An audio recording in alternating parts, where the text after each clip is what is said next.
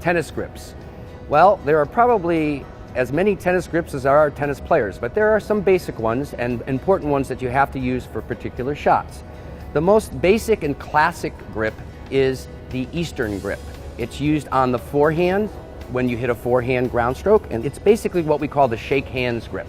Okay? So you put your hand slightly to the right of the middle, and you always want to look at your grip, by the way, with your racket in this position. Don't put your racket in this position or this position. Always have the racket in this position when discussing grips and when finding out what grip you have.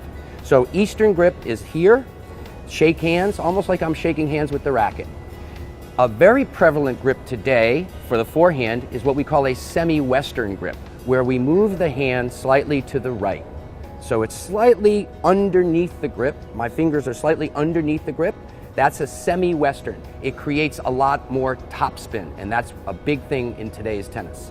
And another grip, not so prevalent and not recommended, is a Western grip, where I turn my hand even further to the right, so it's almost underneath the racket. And that creates a tremendous amount of topspin, but also creates a lot of problems because you can't get underneath a low ball, and it's very, very hard to hit the ball deep.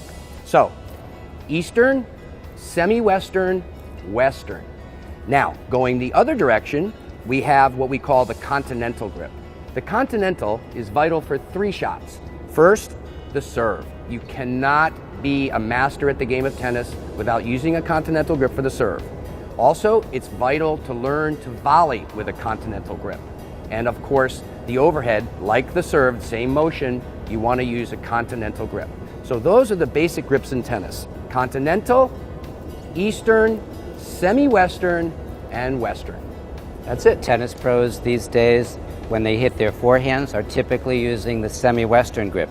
Simplest way to find the semi-Western grip, put the racket on the ground, pick the racket up in this position, you're basically ready to go. This is not a natural volley grip though. That's why Joe mentions the continental. So you need, if you're going to play with the semi-Western, when you come to the net, you need to change your grip to the continental grip. Also, where your hand is on the grip is important.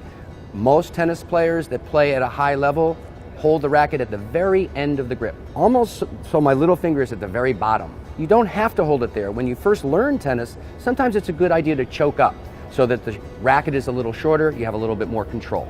So, at the end, when you get good at the game, maybe a little higher when you start out.